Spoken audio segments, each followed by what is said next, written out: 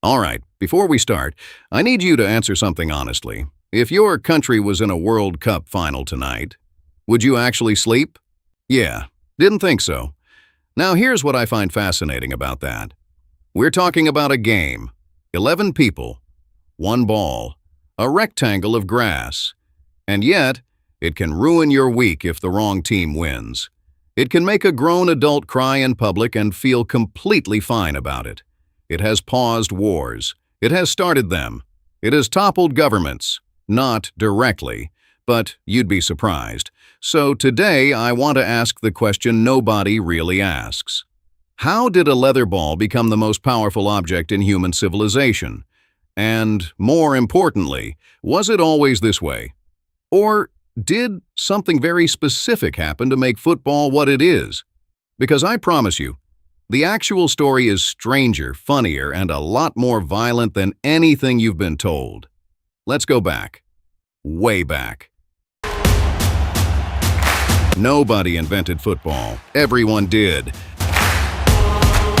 Here's something your history teacher probably didn't tell you. Football wasn't invented once. It was invented independently in completely separate civilizations across thousands of years. Ancient China had Cuju 2,000 years ago. Military soldiers played it as fitness training. The rules? Kick a feather-stuffed leather ball through a small net. No hands. Ever. Sound familiar? And here's the part that nobody talks about. Losing a Cuju match in the imperial court wasn't just embarrassing. Some historical records suggest losing captains were publicly flogged.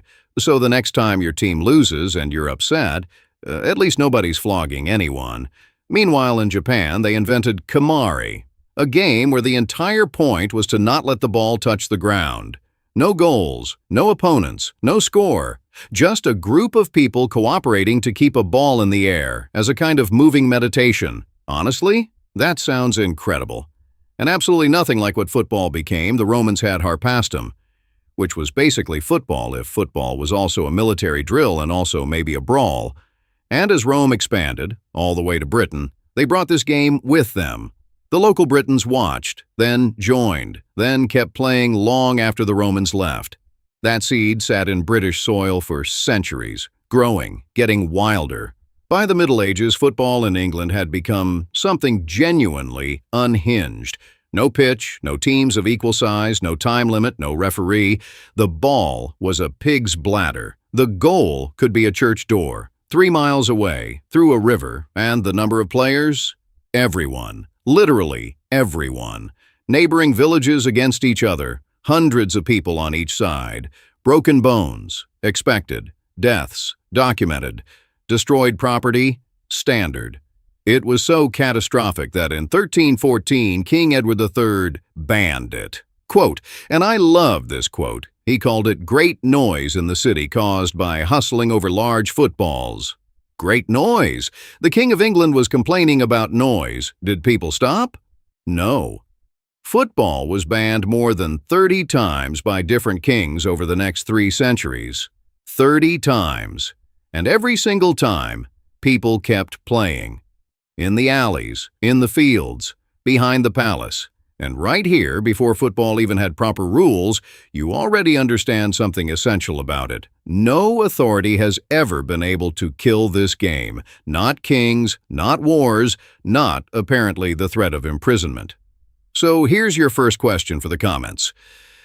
And I genuinely want to know. So, by the 1800s, football was everywhere in Britain. But it was still chaos. Every school had different rules. Every town played differently. 2 teams would show up, look at each other, and spend an hour arguing about what was even allowed before a single ball was kicked. Something had to give. And it gave in a pub, in London, on one specific night. The pub meeting that split sports in 2. October 26, 1863. 11 clubs, 1 pub, 1 mission. Write a single set of rules that everyone agrees on. The Football Association, the FA, was born that night. But the meeting was not peaceful. The central argument wasn't about the size of the pitch or how many players per side or what a goal counted as. The central argument was about whether you should be allowed to deliberately kick your opponent in the shins. I want you to sit with that for a second. Grown men in top hats, in a pub, arguing passionately about shin kicking. One club, Blackheath, argued that banning shin kicking would make football soft, that it would destroy masculine courage, that the sport needed the threat of physical pain to have meaning.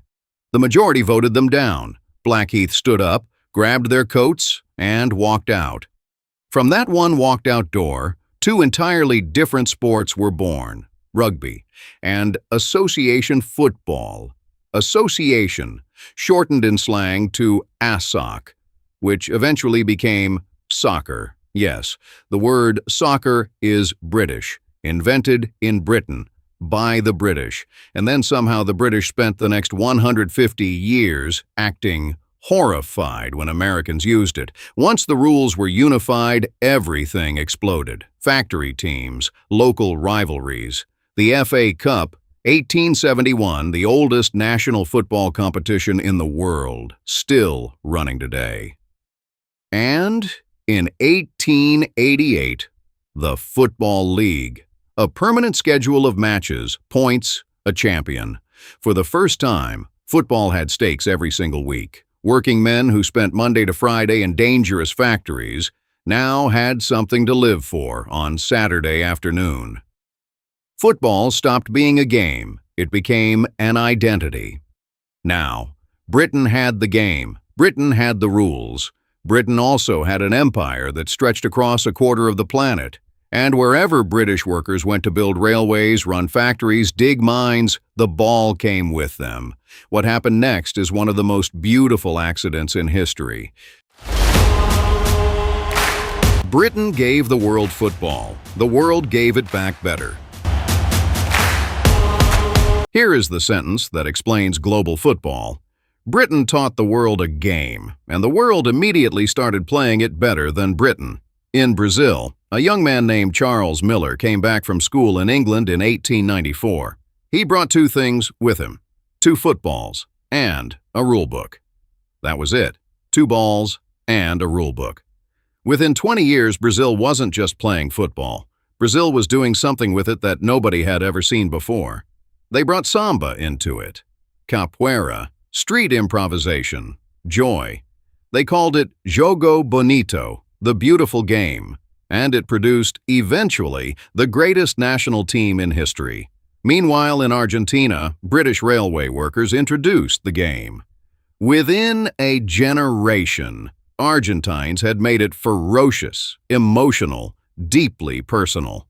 A rivalry with Brazil that, and I'll just say this plainly, is still the most intense thing in sport. Every country added something different. Italy, suffocating defensive discipline. Spain, geometric patience. Germany, relentless collective machinery. Netherlands, a philosophy so radical it rewired how coaches think about the game forever. Britain gave them a ball and some rules. They gave back an art form. And by 1904, football had grown so fast across the continent that 7 European nations met in Paris and created FIFA, a global governing body for the sport. Britain characteristically declined to join. They felt they had nothing to learn from anyone. They were wrong. By the 1920s, football was everywhere. But there was still no answer to the one question that mattered most. Who is actually the best team on Earth? Jules Rimet had one idea, and it required convincing countries to get on a boat for 2 weeks to find out. The first World Cup was absolute madness. 1930, the first FIFA World Cup. Host nation, Uruguay, a tiny South American country, population under 2 million. Why Uruguay? Because they'd won back-to-back Olympic gold medals. Because they were celebrating the centenary of their constitution, and, crucially, because they offered to pay the travel costs for every team. Because they had to. Most European nations didn't want to come. 2 weeks on a boat in the middle of the Great Depression to play football in South America? Only 4 European teams made the trip. France, Belgium, Yugoslavia, Romania, all crammed onto the same ship. Jules Rimet was also on that ship, with the trophy in his suitcase. No security, no armored transport, just a man, a suitcase, and a gold trophy. Only 13 nations total showed up. Today, 32 compete. The final was Uruguay versus Argentina. The two teams couldn't agree on which match ball to use, so they compromised. Argentina's ball for the first half. Uruguay's ball for the second. First half, Argentina's ball. Argentina led 2-1. Second half, Uruguay's ball. Uruguay scored 3 goals and won 4-2. Make of that what you will. The World Cup was born, and every 4 years, apart from a gap for World War II, the entire planet has stopped to watch it. One tournament, one trophy, one obsession. The World Cup gave football its stage. But what made that stage legendary was the people who walked onto it. And some of them weren't just great footballers. They were forces of nature. The players who broke the human brain. Here is a fact that I think about more than I should. Pelé won his first World Cup at 17. 17. Most of us at 17 were struggling with basic organization. He won 3 World Cups in total, a record that still stands. And he became so globally famous that in 1967, during a civil war in Nigeria, both sides reportedly agreed to a 48-hour ceasefire so they could watch him play in an exhibition match. A ceasefire for a football match. Then came Johan Cruyff and total football. The idea, no fixed positions. Every outfield player can play every position. The team is a living, breathing organism that reshapes itself constantly. It was football as pure geometry, as chess, as philosophy. Cruyff didn't just play football brilliantly, he thought about it differently than anyone before him. And the thing that genuinely blows my mind, a move he invented in 1974, where he faked a pass, dragged the ball behind his standing leg and turned 180 degrees, is still being taught to children today, 50 years later. That's not a footballer, that's an inventor. And then, Diego Maradona, 1986, Argentina versus England. Now, I need you to understand the context here. This wasn't just a football match. 4 years earlier, Argentina and Britain had fought an actual war over the Falkland Islands. Soldiers had died. It was raw. It was political. It was personal. And the two countries were meeting in a World Cup quarterfinal. In the 51st minute, Maradona punched the ball into the net with his fist. The referee didn't see it. It stood. Maradona, when asked about it after the match, said it was scored a little with the head of Maradona and a little with the hand of God. That line, that audacity. 4 minutes later, he received the ball in his own half and went on a 10-second, 60-yard run past 5 English players and the goalkeeper before sliding the ball home. The same player, the same match, 4 minutes apart. The most cynical goal possible, followed by what FIFA voted the goal of the century. That's not a footballer. That's a contradiction wrapped in a human body. And then came the era you probably grew up in. 2 players, 1 complete dominance. 15 years of Messi and Ronaldo. Different in almost every way. Messi, the natural genius. Ronaldo, the self-made machine. Together they won the Ballon d'Or 17 times in 20 years. The debate about which one is greater has probably caused more arguments between friends than any other topic in sports history. So, since I'm asking Messi or Ronaldo, drop it in the comments. I want the reason, not just the name. When football became an empire and started getting complicated, in 1992, English clubs broke away from the old Football League and created the Premier League. They negotiated their own TV deal. Sky Sports paid hundreds of millions, and suddenly, football wasn't just a sport. It was content. A match in Manchester was now watched live in Lagos, in Seoul, In Sao Paulo, clubs stopped being community institutions and became global brands. Transfer fees went from millions to hundreds of millions. Paris Saint-Germain paid 222 million euros for one player in 2017, for one person. State funds from the Gulf, private equity firms from Wall Street, sovereign wealth, all of it, flooding into football. Then came VAR, the video assistant referee, a technology designed to eliminate clear errors in refereeing. Instead, it gave us goals being canceled because a player's armpit was 2 centimeters past the line, goals being celebrated for 90 seconds before being taken away. Fans standing in stadiums with arms outstretched, waiting for permission to feel happy. Whether VAR has helped football or hurt it, I'll leave that one to you. Write it in the comments. I am ready for that argument. What this game actually is. I want to slow down here for a second, because underneath everything, the billions, the transfers, the politics, the VAR, the tabloids, the endless debates, there's still just a ball. And the same reason a Han Dynasty soldier played Cuju 2,000 years ago is the same reason a kid in any city on earth right now is kicking something against a wall. It doesn't need money. It doesn't need equipment. It doesn't even need a proper ball. It just needs the desire to compete.